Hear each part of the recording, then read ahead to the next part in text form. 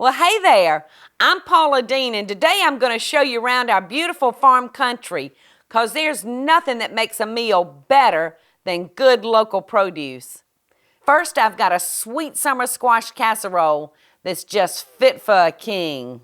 Then I'm going to show you the simplest, tastiest tomato pie with my very own fresh basil from the garden. You'll just be amazed at how fast you can make this one.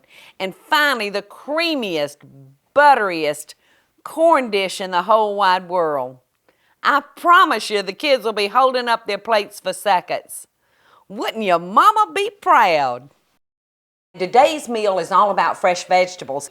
So I'm fixing to ride them hills out there, and I'm on the hunt for tomatoes, corn, and fresh squash for today's dishes. And I would love for y'all to ride along with me. My old friend Ray is real busy down at McEnroe Farm, but when he's in, he helps me pick the most unique vegetables. So let's just hope he's there. Well, I'm here. How are you, Paula? There you are. Good to see you. Good to see you. I've been waiting on you. I need just a little help. Okay. All these are organic. Yes. Right? And that means no fertilizers, no... We will have no synthetic pesticides, herbicides, insecticides. So my children are safe. They won't grow two heads. Well, that's right. Wonderful. The tomatoes are beautiful. I don't think I can resist making a wonderful fresh tomato pie. Well, the first thing you want to do is get some of these old heirloom tomatoes. Wait now, This is a Cherokee Purple, and it's an old heirloom seed. And they're not the prettiest looking tomato, but they're going to taste about as good as anything you'll ever have. I've never seen one of these. They're a little different. How do you use this? Do you use it just like you would one of these tomatoes? Use that any way you want, and it's going to be the best eating tomato to me and most of my customers. I'm going to hold you to it now. Well, you better not screw up my tomato pie. I won't screw it up at all. I'm going to make a squash casserole, and I think the zucchini is so pretty, I think I'm actually going to throw a few of these in the pot. This is another particularly good one. It's called roly-poly. If you just take that and slice it and put it on the grill. Let's go a little funky and different on this casserole today. All right, and the next thing I'm going to do is cream corn. Now, I've always used a Silver Queen cream corn. We'll have Silver Queen next week. Next week. So you're a week early. Those days and weeks are very important in produce, aren't they? Sure are. You can't rush Mother Nature. But these are nice ears of organic corn. Well, that sounds wonderful. Well, thanks so much for your help today, Well, and I'm so glad you were here. You're not always here when I come by, and I'm going to let you know about those tomatoes, those heirlooms. You'll be letting me know, I'm sure. Yes, I will. Thank you so much. You know, when you've got good fresh products to work with, you don't really have to worry about a lot of camouflaging. You can let that food stand up and speak for itself. So what I'm fixing to prepare for y'all today is our squash casserole. And we're going to start with just yellow squash. But while I was up in the hills today, I found a zucchini. And I've never used this before. It's called a roly-poly zucchini. So we're going to try these today and see how we turn out. And we're going to start by just slicing our squash up. Really doesn't matter how you cut it because this is going into the stewing pot. So we're just going to slice it like this and throw this into our pot. And we're going to do enough so that we come up with like 3 cups. And I just can't hardly wait to cut into these little things. Oh my goodness, it's very tender. That cut probably more tender than the yellow squash. And it's sticky. I think I'm just going to have to sample that raw. It's delicious. I think it's going to make a great addition to our casserole today. Now, squash has a tendency to have a lot of water in it, and when we get ready to put our casserole together, we're really not going to want a lot of water. So I'm going to start with just a few drops, just enough to get it going. And probably 6 cups of raw squash will yield us the 3 cups of cooked squash that we're going to need to put our casserole together. Now, we're just going to cover this pot and let it stew down. And in the meantime, I'm going to come over here and saute our onions that go in it. And a lot of people say, well, Paula, why don't you just throw your onions in with your squash? I really don't like to do that because if we do, our squash takes a little bit longer to cook than our onions. And I just love when you dip into that casserole and put a big chunk of onion in your mouth. So it just really seems to give it a lot more flavor if you do it separately and don't overcook it. We're just going to kind of let those saute until they kind of get a little clear on us. I have to tell y'all, I can't help but think of this telephone call that I got one day from a young lady. She said, Paula, I can't get my squash to fit in my measuring cup. And I said, well, honey, what do you mean? And I found out that I did not say slice in the recipe. So she didn't slice it, and she's there trying to cram all of her squash into this cup. Well, we laughed, and we laughed, and we laughed, and we laughed. We probably laughed for 10 minutes. And so every time I fix squash casserole, I think about that fun phone call I got that day. And that taught me a lesson. You have to be very explicit. Now, in order to get the water that I was talking about earlier, in order to get it out, I've got a colander here, and you can use just a clean rag or cheesecloth, either one. And we've gotten all of the water out of that, and look how good and yummy it is. And if you need to, at this point, if your squash is not stewed down enough, you can just simply take a potato masher and mash it up some, or take your spoon and just kind of do it like that. So we're ready to mix all of our ingredients together now. I'm just going to put these back into our pot. And we're going to throw our onions in. Just looks and smells delicious. I can't tell you what the onions do to it. They just really make it. All right, we're going to transfer our vegetables into our mixing bowl. All right, we've got our squash and our onions mixed all together nicely, and from here on out it's just so simple. We're going to moisten our squash casserole with sour cream. And we're going to put a little salt, black pepper, and garlic powder. And we're going to stir that up. And then we're going to put just good old sharp cheddar cheese. Look how delicious that looks. I think I could actually eat this at this stage now. And speaking of eating it at this stage, I'm going to taste it to make sure my seasonings are right. I want to make sure I didn't miss the mark on my salt. It's good. All right, now we're just going to turn this into our buttered casserole dish.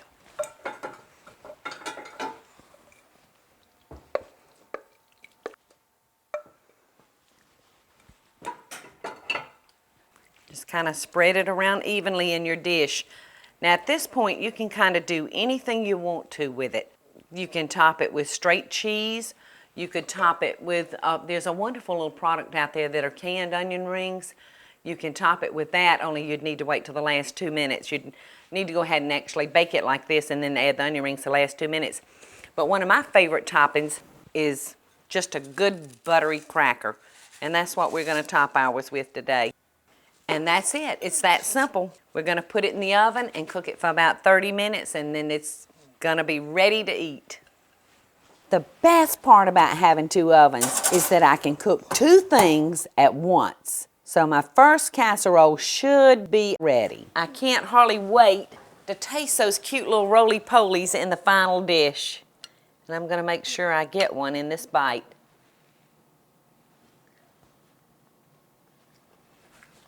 They're wonderful. You've got to stay tuned because next I'm going to be cooking you up a tomato pie. Yes, a tomato pie. I so hope y'all are enjoying the show. And if you do, be sure to click like, subscribe, and the notification bell so you'll never miss a video. And we'll be right back after the break.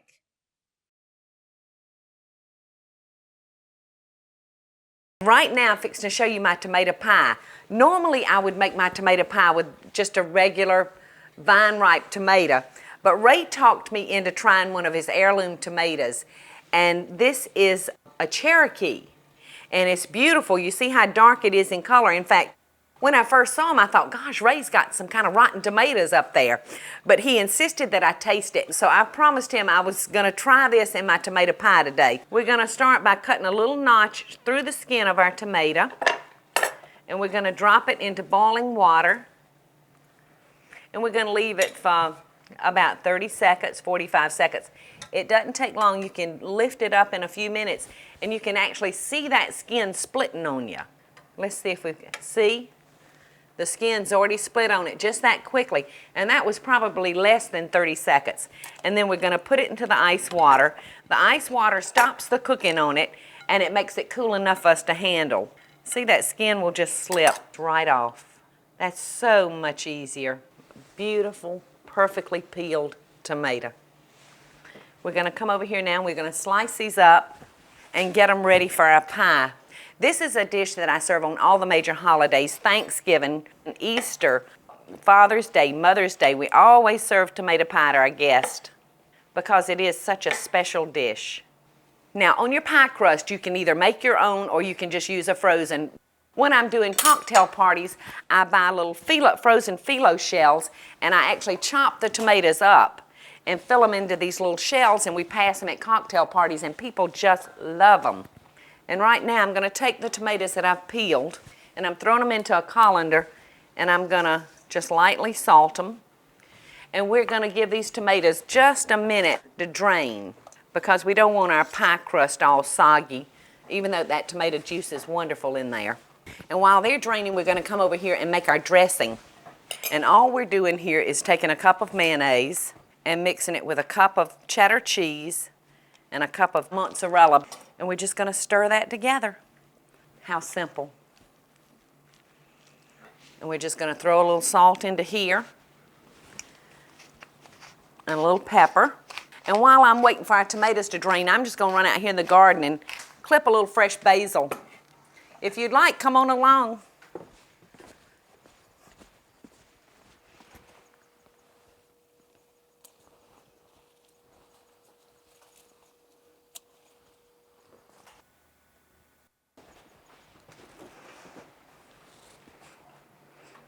The basil is just wonderful. It doesn't take a lot for your pie, but it adds the greatest flavor. So let's go over here and see if our tomatoes are ready. I think we've got them drained pretty good. So all we're going to do is just lay our tomatoes around in the bottom of our crust. Isn't that beautiful? And next we're going to top it with our spring onions. But we're just going to spread those over the top of our pie. Now at this point you can kind of just play with it and do whatever you'd like. You can go ahead and pinch your basil on the top, or you could even mix it into your dressing, which it doesn't matter. But I think I'm just going to pinch it and make sure that no matter where you cut it or where you dip, you're going to get a bite of that wonderful basil. You know, this is one of those dishes that's so easy. I almost don't even know how it could give you problems. Probably the most important thing to the whole dish is just getting as much juice out of your tomatoes as you can so that it won't make your pie crust soggy. So all we're going to do now is just frost our pie with our mayonnaise and cheese. We'll just dot it around. And I can't think of a meal that this pie is not good with. On Mother's Day, my son invited me over for breakfast. Before he sent me off to work, I might add. Seems like he had the day off, but he fed me and sent me on to work. And he had scrambled eggs and tomato pie, and it was so wonderful together for breakfast. It's fabulous with steak. It's wonderful with fried chicken. It's just great with just about everything and every meal that I can think of. There's just not a place that this pie won't go. All we have to do now is just put this in the oven until all of our ingredients are hot and our frosting has melted, and you're in for a real treat when it's ready. I'll tell you right now, I got so excited about my fresh vegetables, I made 2 pies. And I think the other one is ready. Oh, look.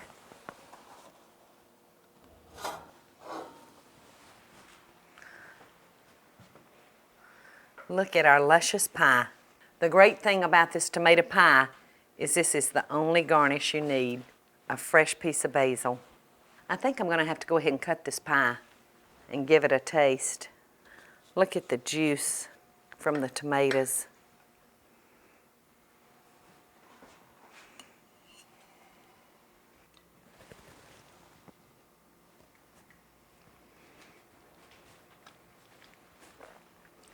Oh my gosh.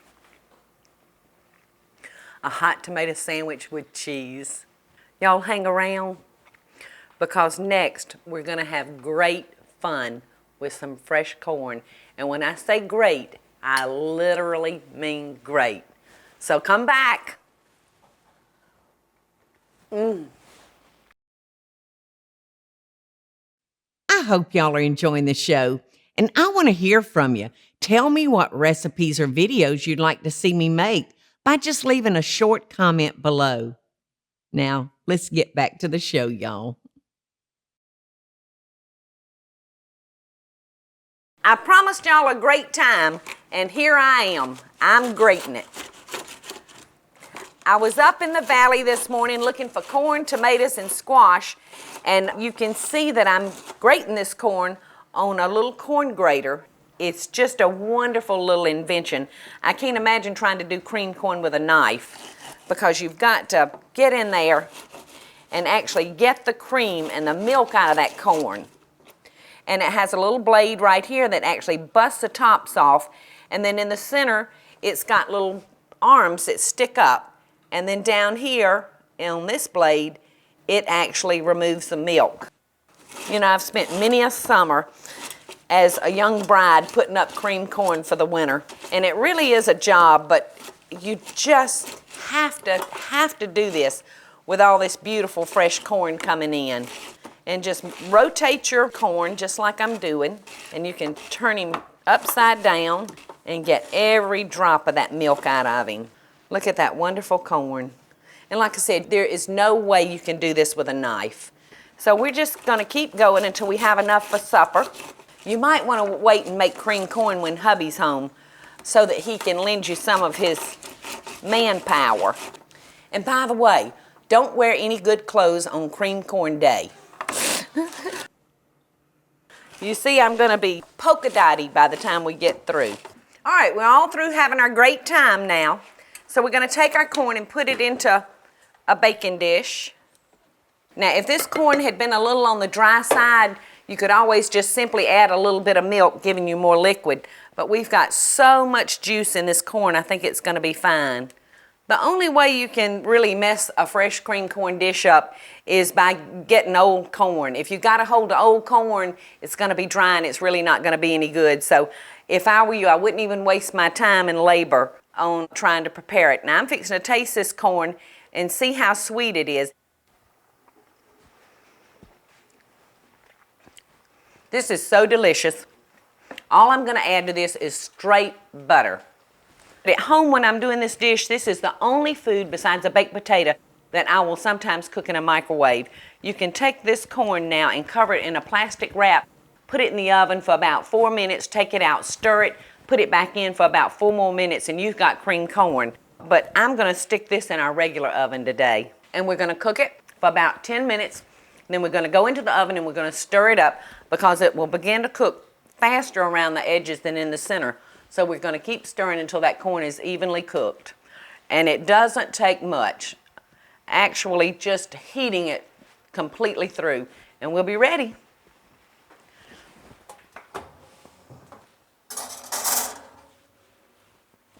When we come back, I'm going to show you how to help make summer last all year long.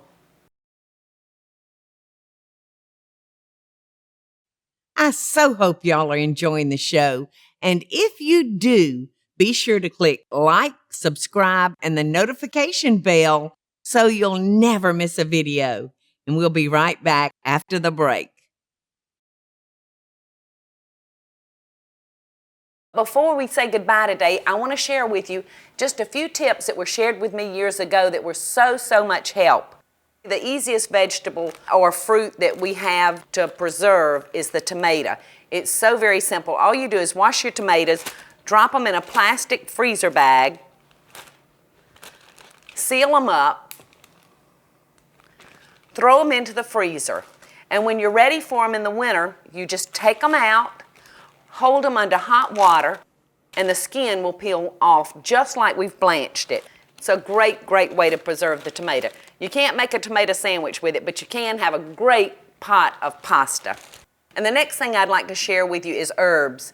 All you have to do is take your herbs, tie them up with regular kitchen cord, and hang them in a dry place. And after they dry, you just crush them up and you'll have them all year long too.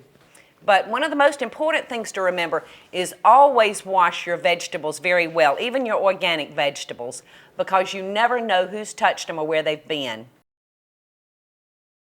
We've made some wonderfully scrumptious dishes today. We've got our squash casserole with these cute little roly-poly zucchini squash that I've never had the pleasure of cooking with. And of course we've got this magnificent juicy tomato pie.